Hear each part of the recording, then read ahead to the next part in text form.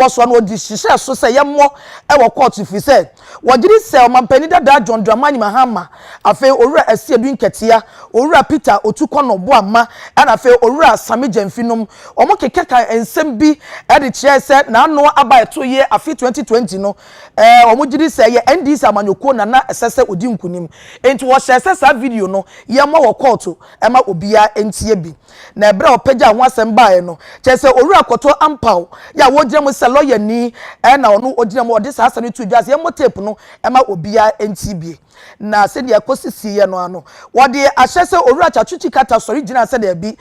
nya de anka huhia so obo saa tape no fi se owura chikata na ejire mo se lawyer ni ama mampani dada owura John Dramani Mahama ni nyina so ano wo se won pene so no ene se saa tape no eya danse omo ede ba aba begina so aka omasem enti so omo pepre omo bo ne saa bre yi a na chese no eye akochia kakra na so bo no na kwata bedwafo hyeye e ma saa tape video no wo boye e wo kwata omo bia ete asem a e wo so na asem no nyina no na de wo chemu ane se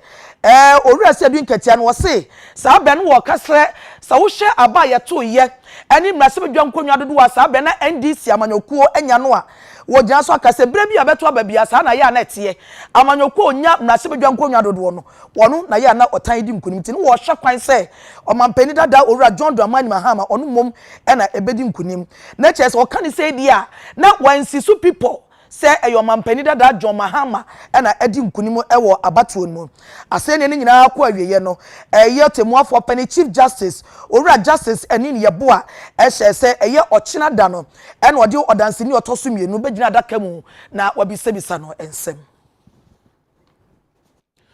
Honorable Kojo Nkrumah NPP Anyukono Udimu Akotrepa na pani eda tudwa achese wo hwe ensem a ene owura Asiedu Nketia kokekan e Supreme Court a eso pani said na toto papa so achese NDC Anyukono no mu ninyina so bia some dem nsem e court. We are of the view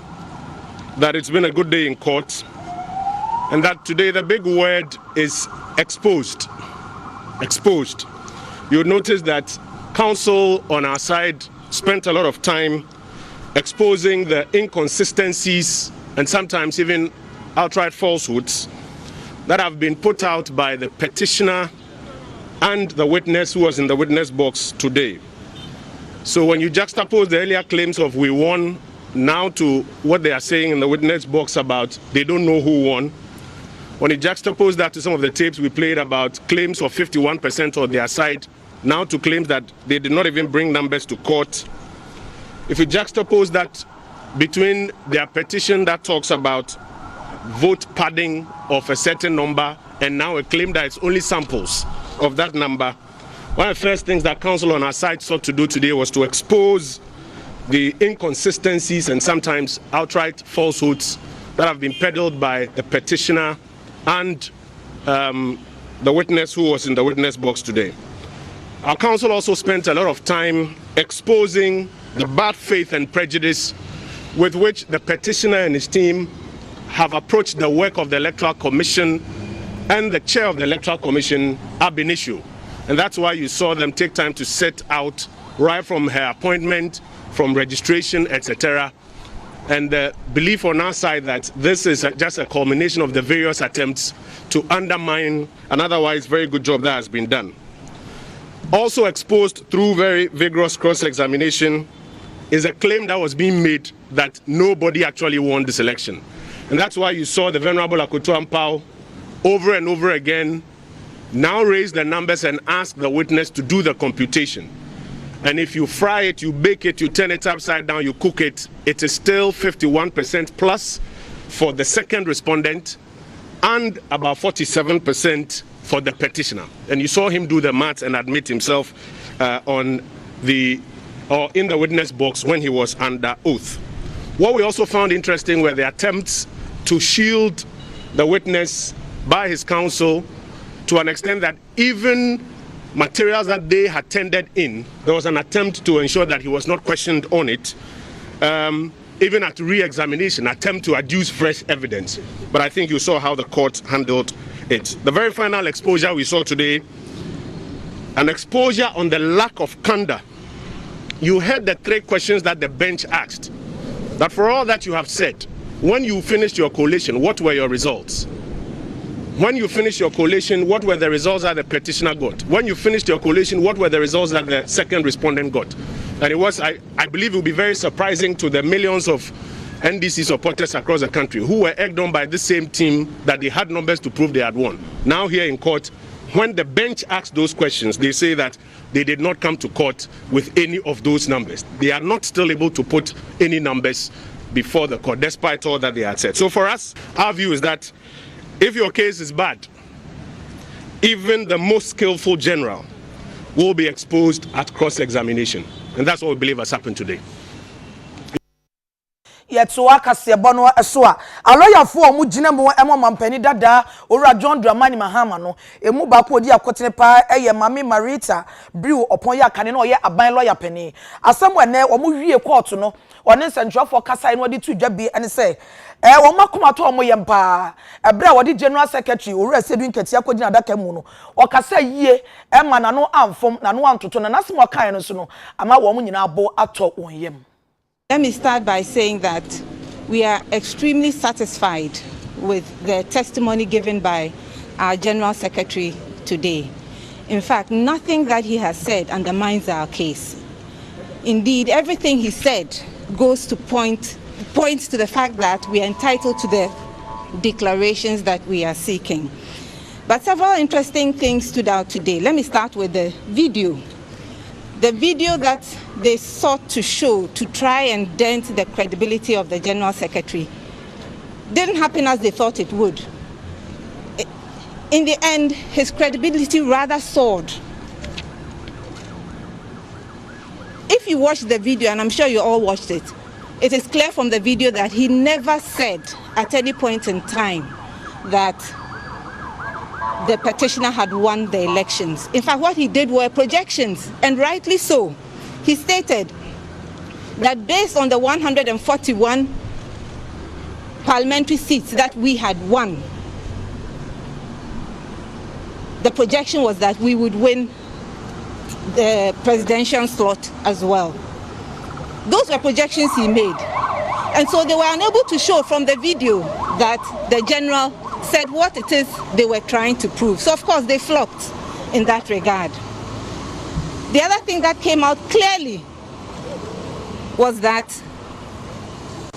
there were ever-changing figures from the general's testimony. Now, from their own cross-examination, they described these ever-changing figures as manifestly erroneous. We had the 9th December figures of 13,434,574, 10th December 13,119,460. Then in their paragraph 24 of their answer, that's the first respondent's answer, she talks about 13,121,111. Yet again, today, there were corrections made. And we saw that from the cross-examination on Techiman South. On the face of that, their own exhibit, it showed 97,227. But when they did the tally or the collation, it was 99,436. So when we make the point that based on their own declarations, that's the EC's own declarations, there are errors, we are right. And it has been proven by the cross-examination that they conducted that we do not know what the figures are. Based on her own declaration, nobody got more than 50%. And the declaration I'm talking about is the 9th of December declaration. Mrashabedwani de ma adeshia ewo kwesiminti me honorable Hamidu Ama na ode ato edomkuma ewo mrashabedwafie enim se ehuma esua osuapo ahodo mu no ade a ehu hia aban ne pa asama yenwe or the other side of the political divide by parliament in there nka aban hwe na 2021 academic year schools ska already universities upon for abani hwena obi kan mo de be na abani hwena ke wontwintwando won twintwan do suspend fi yakoya na mesma de no ko na wan ko yi no kasa no wan tintin yi no ne choko bere nsesa na osesa no de ba afi no ntwintwa de mu na bane gisika no na onhwe no ntia na se efe mesma kasa no wa hihye no wo mbehye bogodu na se kana de ma de no be le dwuma oyeye osunne buntu anchie school fees potia abani hwe ntia mentie ne nketesi a woko swapon no school fees bitire SRC all students won sika yotutu mix sika yotutu association obi kwa ya wako school last year all continuous students be at the college school the make no we ka foforo no so your fees no bi ansana bibi oda fees na facilities we use for school also no fees eti why fees preocupa de ntimo anka fees preocupa no ponti you cannot say by any state of imagination the abana or dream usiapon for one hodam butuma akabo nshishai bi damo ba obabo gudebi. And that was not the reason why young gentleman there. I don't know, most my work can some with them tough affair. Not why say a cabe, your jatumba, your juma, or go on my moon.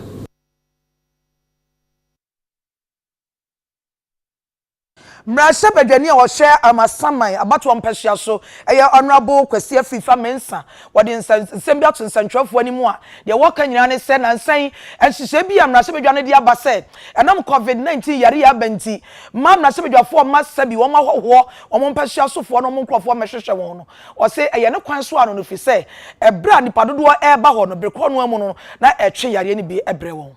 obitie de honorable speaker to kasa o say members of parliament no ebi kura nya yare ne bi nti wa hwe ya okura ofra bonten ye ba ba sra ye no be ba na so be fa yare ne bi de ko no nti na o mo tufu say ya mo modern say be recruit staff ye constituency o mo ba ha ba be sra ye no ndidi say no kwa so ano no na ndidi say nipa ba be sra ye na say constituency no so fo ni na on beti asif say COVID no enya dia aye everlasting kakra bi me gidi say the next few months no ano be brase si we hwe ehya ya dia ma no so yi ni di so a COVID na no be brase nti omo benye opportunity aba besra ye na nkomo bia obia ne no mo di enti for now no de omo betimi am yakasa na di nkomo ewo phone so there are a lot of roles within the constituency enko yi the minimum say we da wona me kasa ho sese ya no na bodi kire me ye amamolu road no na three junction to amamolu no ana odumase no sai road no ya wodo de ama contractor e friend Achado one ye so adwuma me to na mo bebre se ya ebenya rules papa de mesre me constituency fo nyina so mo nya abotre me no kasa aban no kura mampani nya hye ni ministers enwie enti wo ko ba bia eden bet me no oba rules for no ehia de nkomo ya toto ya ebefa so ani kwa ebefa so na rules kura ewo ho a any contract no ya re ama ya nya contractor Kaseboy Afia United Television UTV so anede ema yeto ansem so ana ye call pani ono na eda Citizen I Ghana kuno ano owura Alex Tete asoye opani HSA eno abra na omanpani be kasa na ko hwe ni se ko omanpani ebema Ghana lockdown de tosminu osinko ye ne sa nka COVID-19 yade no ke bitumi tu ase pa afri oman Ghana emo ni expected lockdown ko se hwe aman foforo so a obia ye hu se obia a lock down titi wo hwe Canada wo hwe Japan ko fo ani omudi nkomo wo hwe Europe wo hwe African countries here bi kra te se yen Ghana de nyame na aye adum na se ye hwe time a ade ni nya ye nam 200 no ana one something po no na se lock down na sisi ya be 600 and something na che say still na no ye expect say school na papa biye no president biye no wanya bia wie amanfo akotua fees nti yoma kobobo besian akotua fees nti ye kase lock down ebe ha individual ebe ha nkofo pa yi but ya anya ne sanso a nti nipa dodo no obako school a teacher for ebi mu nya covid bi nkwala yi obako a oye den nkwala ne asodin obe meti nipa bebre na wabefie nti ye be ne den se ye be kase nti yakotua school fees nti ye ntwen enkopem se yare no ebeche ye answer dabi yesre omampani se nka oma enkomuye na a police for no any enforcement no security no omomfa nya adwuma ye chance because Ghanaians need dey okosro bafom yasonde obi oha obi so onum so okwa eye issue nti onko kra na ehu nti nka wotimi declare say all private hospitals ni nyina no okoya eye free they say you get health insurance now call hospital private for no health insurance ko jo mzika fi government we ti e fin senka ebebo apa ma aba for montem nti ye besre Ghana fo nyina say baby a wo bia no bo humodin say wo be di protocols no so wo pie na ye chewa omumpa adwuma ma wonye yeto akase bono eso wanam get fund ngubasua foto no so ye dwumadie bi anasa adanse dwumadie bi a wode beboa ma entoaso suku ahodo no omo ho ahan won na asante mantam suafo afi Kumasi kropon bedwa KMA ene mantam no ngubasua adwuma no na aka bom a woda sa dwumadie adi Empuntu juma get fun aye ewa asante mantema edosun ye pa enam so ama ni omo awie no na wose mpanyimfo ya amane ne amamre no danadi ne no ena asante mantema soafo a Ghana mampanyin na ado danko akufo ado abonidin anche kura no obekwa kopie mu ewo appointment committee of parliament ama womo etimebusebusan ensem afi acting metropolitan chief executive edema Kumasi Oronyamfo SSB entry ena afi asante regional director edema Ghana education service madam Mary Uswecha omo akamboma omo atima ya amane ne amamre a omo ada sa mpuntu juma edi ebi eye 12 unit classroom block afi dormitory facilities ebi wo Armed Forces Senior High School TI Ahmedia Secondary School and Senior High School any school ni bia aka enam so ema Oronyam so and some infrastructural projects Ahmedia ne na mo aba omo girls dormitory block ebra omampani the origin is in fee 9 fee num endu ho no bit maboa ama ye double track no afi ho ampa se mon huna sisi about 2 streams there omu fee double track no be ka one pay and be wo drop double track no for the meantime enti e besre se ne aban sisi dan omu hweso yie man yes search na be ba ne dan no aye basa na e was aban sa ko pisika e de be renovate yes I be having se yetimi ehwe ne yi na renovation cost no efiri a scale de be renovation no aban betimi de asisi bia ka ho adan bebrebe youth exam for any acting metropolitan chief executive edema Kumasi Oronyamfo SSB Mary Uswecha so etwetwe enkomo waboa yen ama yenya sa facilities we nyina enei ye ko yi nyina ne hunu se ye ni so efe ba de aka ne kwan be fa so a ibetima krakra ne ye use a check of the various senior high schools, you know, Kasa, any various board, schools, so SO Kasa. So going forward, Omomoa na young cultivate the culture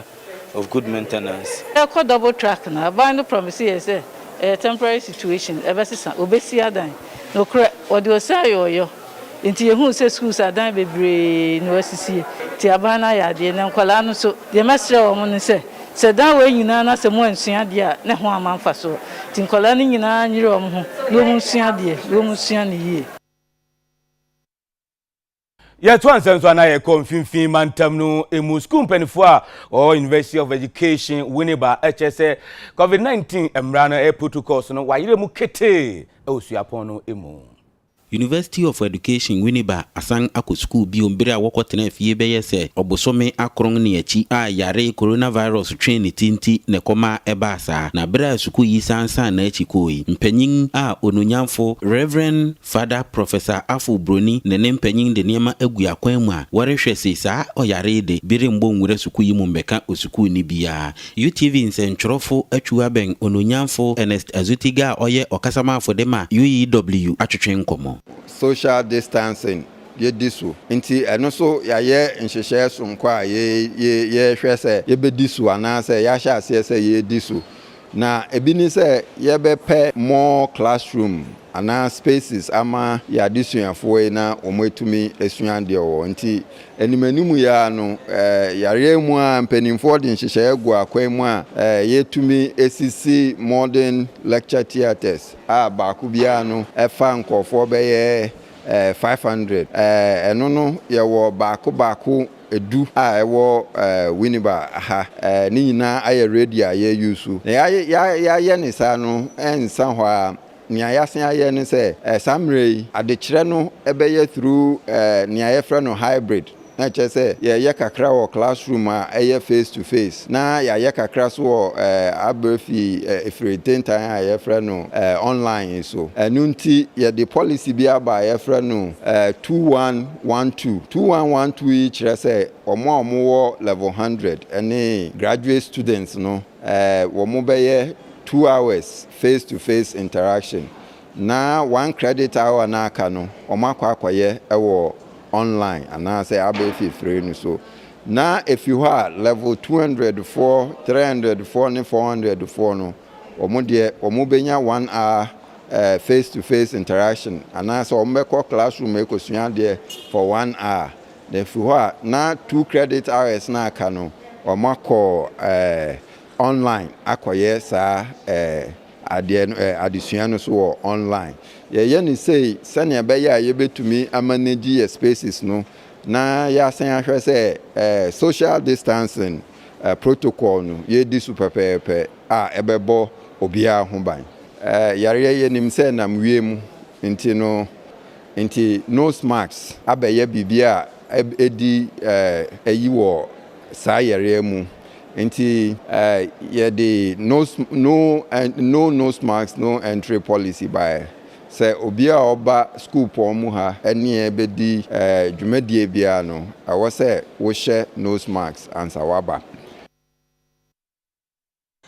Asante hini otumfo se tutu ni aban edi nsawoso na wabesiesie edwa anasa market ahodo binmu a aye hojo wa asante mantemu wasiesie ama na gina ne nan so yie sanea ebema edwadi akoso na sikasem agina yie ewo asante mantemu Asante ni otumfo se tutu otosomi no ene aban eye nhyehyeye sonko obepiemu ewo kumase ene emia hodo a omo esi edwade ama adehye a omo ewo asante mantom be edidwa no betimi aye ne ntentem se de be ya edwane nyina ebetimi awie sene omo esi epe na nhyiemudie bi afie ena afi kumase metropolitan assembly ena kabom na wo hwe edwa bi te se crofrom edwa a omo hyase eye John Ajekum Kofo Ghana mampanyin dada na penso no omo hyase eyade edwa aka kwan ben so animanim ya ometimi afaso a wo mo ebe ekoso nana ageni mboaten odi na eba saa mpuntu dwuman ewo eye kumase ya ono kasa ema no eno ena okiremu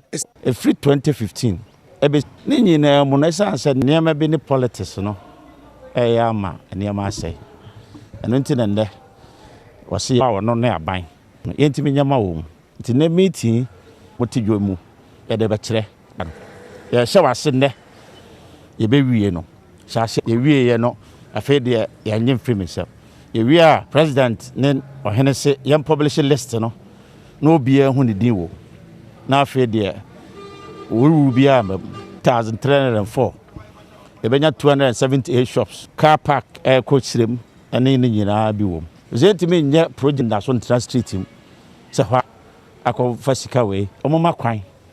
na ewura Emudie na se ebi ne YouTube nsem twefo twetwe nkomo a omo edi anigi ekasaye tuo na yetuye kogu baabi in fact iska credit ye tutubotomfo edi dwane boss wontimi fam ni ade ne ma bebre enti in fact aye de yie pa ne ye ni naso ne no aya asem de part asem gina okura me ka se nyi hu de menye makoma nyina to me yam ye di gidi asom because dwano ada ho 12 years ago na ye hwe ye nana mo amohene a wono na kageti adwano odi mu akotre e ma yetumi si ye enti wabam no na enensem a omne ye kan ye ne de there is hope say adwano ye denara ye beto aso na yetumi awie enti anyi wo mu gidie yes ye be cooperate with them so that adwano ye betumi esi we abusuafo mu gusu amoshe kasebo UTV so e won kran madaro ma yedane e ho ato nkran enche e besan beto aso